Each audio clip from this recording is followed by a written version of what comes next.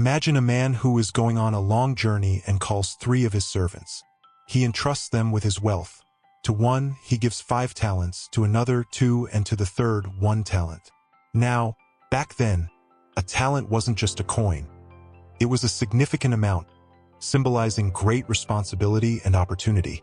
The first 2 servants immediately took the talents they received and got to work with them, investing, trading, and multiplying what was entrusted to them. The one who had 5 talents quickly gained another 5. The one with 2 talents soon doubled what he had. They were using their gifts, opportunities, and resources to their fullest potential. But the third servant, he had a very different perspective. He was afraid. He feared making a mistake, feared losing the little he had received. So he dug a hole in the ground and hid the talent. At least this way I won't lose anything, he must have thought. But deep down, this fear paralyzed him, preventing him from growing and using that talent for something greater. When the master returns, he calls the 3 servants to give an account. The first 2, with a sparkle in their eyes, say, "Look, master, I've multiplied what you gave me." And the master, full of joy, responds, "Well done, good and faithful servant. You have been faithful with a little. I will put you in charge of much. Come and share your master's happiness." But when it comes to the third servant, with empty hands and only the talent dirty from the earth, he says, "I knew you were a harsh man, reaping where you haven't sown. So I was afraid and hid your talent." And do you know what the master says? He's disappointed. "You wicked and lazy servant. You knew I reap where I haven't sown, so at the very least, you should have invested the talent to earn something. And that single talent is taken away from him and given to the servant who had 10. Now, why is this story so powerful? Because the talents symbolize much more than wealth.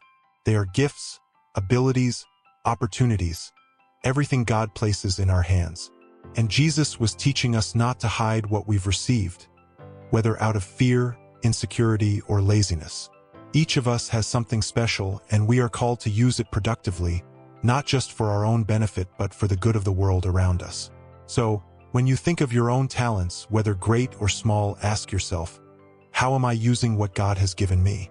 Am I multiplying it or burying it?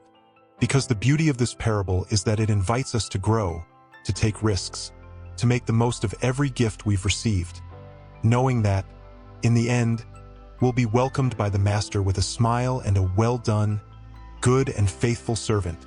This is the message of the parable of the talents. An invitation not to let fear or uncertainty paralyze who you were called to be. And speaking of talents, it's not just about having gifts, but understanding them as a unique present, one that needs to be recognized and used. Sometimes we receive something so special that, at first, we don't even realize it. It could be the ability to play an instrument, a gift for talking to and comforting others, or even a natural talent for leadership. But what these talents represent is much deeper. It's the call to act, to be active with what God places in our hands. Now, think about the first 2 servants. They didn't wait for someone to tell them what to do with what they received. They were proactive, sought opportunities, and earned more with what they had, believing they could grow. They didn't spend their time calculating the risks or thinking, what if I lose it all? No, they knew that for something to grow, it needs to be invested in, risked, and believed in, trusting that the potential of the talent could bear fruit. And it's the same with us. Many times we get paralyzed, waiting for the perfect moment, the assurance that we won't fail, or even the approval of others to move forward with our gifts. But did you know that the greatest approval you need has already been given by God when He entrusted you with that talent? He expects you to use it, to develop it, and not miss the opportunity to make something greater. And like the master in the parable, God doesn't compare the amount of talents each person receives. What matters is the intention, the initiative, and what you do with what you've been given. It doesn't matter if you feel you only received 1 talent while others seem to have 5 or 10.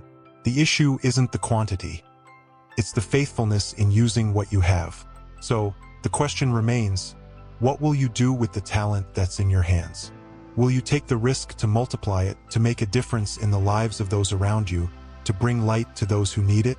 Or will you bury it, letting fear, doubt, or even comparison with others' talents paralyze you? This story is more than just an ancient narrative. It's a call to act with wisdom and courage. Because when we use our talents in the way God intended, the world around us changes, and we ourselves grow, multiplying what we once received as a simple gift. Now, think about that third servant in the parable. He was afraid, felt small, and decided the best thing to do was to bury the talent. And maybe it's easy to judge that decision, but how many times do we do the same? We hold back our gifts, hide what we have that's good, out of fear of failure, fear of not being good enough, or fear of not meeting expectations. This third servant represents what happens when we let fear speak louder than faith. He was overwhelmed by the thought, what if I lose it? What if I mess it all up? He saw the talent as a burden, a responsibility he wasn't willing to carry. And maybe at some point you've also felt that way, like the gift you received was too big or too difficult to use. And this is where the importance of overcoming fear and insecurity comes in. Because the first two servants, the ones who multiplied their talents, didn't have any guarantees of success. They didn't know if their investments would pay off or if the opportunities they sought would truly bear fruit. But the difference is they had faith. Faith that the effort would be rewarded. Faith that what was in their hands could grow if put into action. And so, this parable teaches us that talents are not something to be held back in fear, but something that must be invested with courage. It's not about guaranteeing perfect results or avoiding mistakes at all costs. It's about trusting that what you have, whether it's a skill, a gift, or even a small opportunity, can bear fruit if used with purpose and wisdom. Because in the end, when the master returns, he doesn't want to find his servants paralyzed by fear. He wants to see effort, the attempt, the desire to do something more. Even if we make mistakes, even if things don't always go as planned, the real failure is to bury our talents and not try. So remember, more than perfection, God seeks faithfulness. He wants to see you committed, believing, and multiplying what you've received, without letting the fear of failure stand in the way of a life lived with purpose and boldness. And now, let's talk about something that deeply affects us: fear. What made the third servant bury his talent was exactly that, fear. He was afraid of failing, of disappointing his master, of taking a risk and losing everything. And often, this fear of using our talents prevents us from fully living out the purpose God has for us. But when we look at the other two servants, we see that they acted in a completely different way. They had no certainty that they would gain more talents, but they were moved by something greater than fear. They were moved by faith and the confidence that they could do something great with what they were given. That's where we see the contrast. While one servant buried his talent, the others took a risk, trusted, and multiplied. And you may be thinking, but how can I overcome this fear? How can I have the same courage? The answer lies in something simple yet powerful. Trust in the one who gave you those talents. He knows your abilities and your limitations. He knows the potential you have in your hands, and he doesn't ask you to multiply something on your own. He walks beside you, empowers you, and strengthens you to do much more than you imagine. Fear is real, but faith needs to be greater. Every time you feel like you're not capable, like your skill isn't good enough, or that the risk is too high, remember that God entrusted that talent to you for a reason. He sees in you the potential to grow, to multiply, to make a difference. And the obstacles along the way, they will come, of course. Many times, we will encounter challenges that make us question our ability to keep moving forward. But it is precisely in those moments that our trust in God must be greater than our doubts. Because when we put our talents to use for the kingdom, we are not driven by guarantees of success, but by the assurance that we are acting in accordance with God's will. So, the real question is, will you let fear bury your talent? Or will you choose to act in faith, trusting that God will honor the effort and courage you put into every step? Like the servants who multiplied their talents, always choose faith, and let it be greater than any fear that tries to stop you. And here we see the crucial part, the consequences of neglecting the gifts we receive. What happens when we bury our talents? When we let fear, doubt, or even laziness take over, and decide not to do anything with what we were entrusted with? The third servant shows us exactly that. He thought he was being safe, that by burying the talent, at least he wouldn't lose it. But what he didn't understand was that omission is, in itself, a loss. Because a buried talent never bears fruit, never multiplies. It stays there idle without fulfilling the purpose for which it was given. And when the master returned, he was not only disappointed, he took that talent away and gave it to the servant who had 10, which shows us something important. Unused talents end up being lost. This is a harsh truth, but one we need to face. When we fail to use what we have received, not only do we miss out on growing and serving others, but we also fail to honor the trust God has placed in us. Not using our talents is wasting opportunities to transform our lives and the lives of those around us. And the parable makes it clear that God values initiative, the courage to take risks and invest, even when we don't have all the answers. You may be thinking, but what if I fail?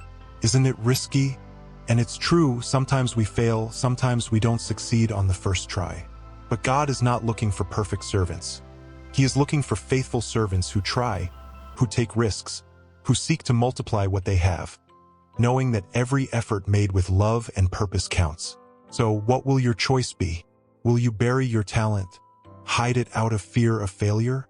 Or will you decide to be like those servants who took what they had, dedicated themselves to multiplying it, and chose to act rather than hide? Because in the end, when the master returns, he won't ask if you were perfect. He'll ask what you did with the talent he gave you. And there is no greater joy than hearing, "Well done, good and faithful servant." Remember, the talent you have, no matter how small it may seem, is a divine opportunity to make a difference. Don't let it be lost. Use it, multiply it, and let God do the rest. And now that we understand the weight of neglecting our talents, an essential question arises. How do we discover and recognize the gifts that God has placed in our lives? Because in order to multiply and invest, we must first identify what we've received. It's not always easy to know what our talents are. Sometimes they're right there in front of us. But because they come so naturally to us, we don't see them as anything special. It could be a skill for listening to others, an ease in leadership and artistic talent, or even a sensitivity to understand the needs of others. What often seems small or ordinary to our eyes can be an incredible gift when placed in God's hands. Discovering these talents requires reflection, seeking, and often, a step of faith. Start by looking at what you do with passion and ease. Ask yourself, what makes me feel alive? What skills do I have that others say are special in me? Where can I make a difference? And don't be afraid to explore new areas, to experiment, to step out of your comfort zone. Sometimes, our talents are hidden in something we've never tried before, in something that didn't seem so obvious at first. And it's in this process of searching that we discover more about who God created us to be. Another important point is to be open to feedback and to the perceptions of others. Often, those around us can see gifts in us that we haven't noticed yet. God uses people to confirm, encourage, and even challenge the way we view our talents. So, as you recognize the talents you've received, remember, they are divine gifts with a purpose. They were given so that you might use them to serve the kingdom, to be a blessing in the lives of others. Every gift, big or small, carries with it the potential for multiplication when put into action with love and wisdom. The question remains, how can you start using what God has given you? Maybe you need to take a first step, small but significant, and trust that, by acting in faith, God will show you how to develop and multiply your talents in ways you never imagined. Because in the end, the greater goal is that, by using our talents wisely, we may hear the voice of the Lord saying, "Well done, good and faithful servant." So, recognize, explore, and use the gifts you have received. The world is waiting for the impact you can make. So, after recognizing your talents, one thing is certain. Putting them to use will require action, persistence, and a good dose of faith. And that's where the need to overcome the obstacles that will come our way comes in. Because, as we've seen, even when we want to invest and multiply our gifts, we often face barriers that try to stop us from acting. Sometimes, the obstacle is the fear of failure, that inner voice that says you're not good enough or that others can do better than you. Other times, it's comparison, looking at the talents of others and thinking that yours are too small, too simple, or won't make a difference. And of course, There's the challenge of finding time and opportunity to develop those talents in the midst of the daily grind. But do you know what's amazing? The parable shows us that God is not seeking perfection, but faithfulness. He understands the difficulties, the struggles, and the fears we face. And even so, He calls you to persevere, to not give up. Because every effort you make to invest your talent, even if it seems small or insignificant, matters. Every step you take toward using your gift, every attempt, every risk you take because you believe that God is with you, is part of the process of multiplying what He has entrusted to you. Overcoming obstacles requires trusting that God will empower you to act. Remember, the servants who multiplied their talents didn't have guarantees, but they had faith that what they had in their hands could grow. And in the same way, you can count on God's help to strengthen you, guide you, and give you opportunities to use the gifts He has given you. And don't forget, obstacles are part of the growth process. Every difficulty overcome, every fear faced, and every attempt, even if it seems to fail, is another step toward fulfilling the purpose for which you were created. The question isn't whether you will encounter obstacles, it's how you will react when they arise. And the parable challenges us to act with courage, to keep trying, and to trust that by overcoming these challenges, God will multiply the talents He has placed in your hands. So, what is holding you back today from using your talent? What makes you bury, hide, or store away what God has given you? Whatever it may be, remember that obstacles only have the power you give them. And when you decide to act in faith, even in the face of difficulties, God is faithful to honor every effort and transform your talent into something that bears fruit for both you and others. And finally, we reach the point where we understand that talents are not just for us. An essential part of using the gifts God has given us is understanding that they were made to benefit others, to impact the world around us, and to serve the community we live in. When we think about the two servants who multiplied their talents, we can see that the result of their effort was not just personal. What they did benefited their master's entire household. In the same way, the talents you have received have a purpose that goes beyond yourself. They are part of a greater plan, where God desires for you to use your abilities, your opportunities, and your passions to bring something good into the lives of others. Maybe your talent is to teach, to comfort, to serve, or even to create something new that inspires and encourages those around you. Every gift has unique value, and when used for others, it becomes a source of blessing. When you start using your talents to help, to build, and to serve, something extraordinary happens. Not only do you see the fruit of your work multiplied, but you also experience the joy of knowing that your life is making a difference. And this is exactly what Jesus shows us in the parable. That true joy, true reward, comes when we use what we have to bless others. You might ask yourself, how can I serve? How can I put my talents into action? Start by looking around you, your church, your family, your neighborhood. Where is there a need you can meet? Where can your skills and your time be used to contribute to something greater? Sometimes the act of serving starts small. Helping someone in need, sharing a word of encouragement, or using your skills for a bigger purpose. And remember, the most beautiful thing about all of this is that by using your talents for the benefit of others, you are not only fulfilling God's purpose for your life, but you are also reflecting His love. Because every act of service, every time you make your gifts available to others, is a reflection of God's own heart, who always gave, always served, always loved. So don't bury your talents. Use them to serve, to love, to build, and to leave a legacy that goes beyond yourself. Because when we put our gifts to use for the kingdom, we not only multiply what we've received, but we become part of something much greater. A divine plan to bless and transform the world.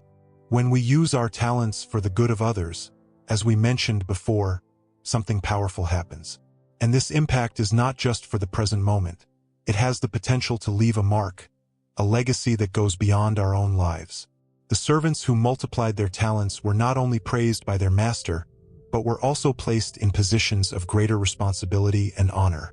This shows us that God values the use of our gifts to build something lasting, something that endures and bears fruit for a long time. Leaving a legacy with our talents means thinking about how our actions, choices, and contributions can continue making a difference even after we're gone.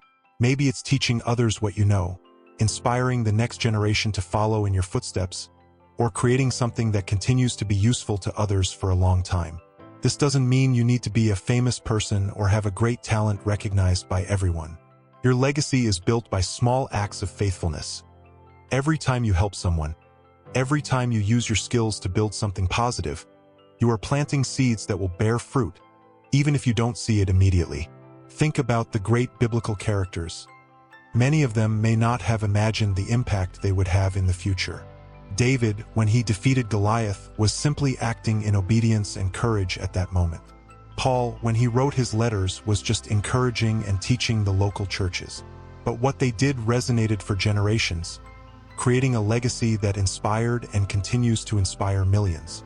The same can happen with you. Your talents can leave a mark that transcends time and space. Every act of service, every talent used for good, has the power to impact lives in ways you might never imagine. And the greatest legacy we can leave is a testimony of faith, love, and service, showing the world what it means to live with purpose, multiplying what God has given us. So, as you use your gifts, think about how every action is a seed planted for a greater future. A future where your life, your effort, and your faithfulness will leave a heritage of victories, encouragement, and inspiration for many who will come after you. Because the true legacy is not about having much but about doing much with what God has placed in our hands. Now that we've talked about using our talents to leave a legacy, let's remember something important. God doesn't give us these gifts just so we can complete tasks, but so we can live a life of purpose, meaning, and above all, faith. And here we reach the final point of the parable, the reward that comes to those who are faithful in using the talents they have received. When the master returns and sees that the servants invested and multiplied what he entrusted to them, the response is clear. Well done, good and faithful servant. You were faithful with a few things. I will put you in charge of many things. Come and share your master's happiness. And this phrase carries a huge promise. The promise of joy, fulfillment, and reward for being faithful and dedicated with what we have received. The true reward for using our talents wisely goes beyond human recognition or material success. It is the joy of knowing that we lived exactly as God intended, fulfilling the purpose for which we were created. And this joy is something that transcends situations. It doesn't matter whether we multiplied 5 talents or just 2. The important thing is that we acted faithfully and did our best with what we have. And that joy, that reward, begins now, right here. When you use your talents to serve, to build, to love, you experience the peace of knowing you are on the right path. You feel the pleasure of seeing lives transformed, opportunities created, and see the fruit of your effort spread and bless the lives of others. Of course, the parable also reminds us that there will be a greater, eternal reward. When we stand before God, the greatest joy will be knowing that we fulfilled our calling, that we used what He gave us to honor Him and make a difference in the world. There is no greater satisfaction than hearing these words from God. Well done, good and faithful servant. So, as you look at your talents, remember, using them is not just an obligation or a task to be completed. It is an invitation to live a full life, filled with purpose, joy, and reward. And every act of faithfulness, every small step you take to multiply your gifts, is bringing you closer and closer to that joy that comes from fulfilling God's purpose for you. May we live in such a way as to hear those final words. Come and share your master's happiness. May we be good and faithful servants, multiplying our talents and living a life that brings joy to the heart of God.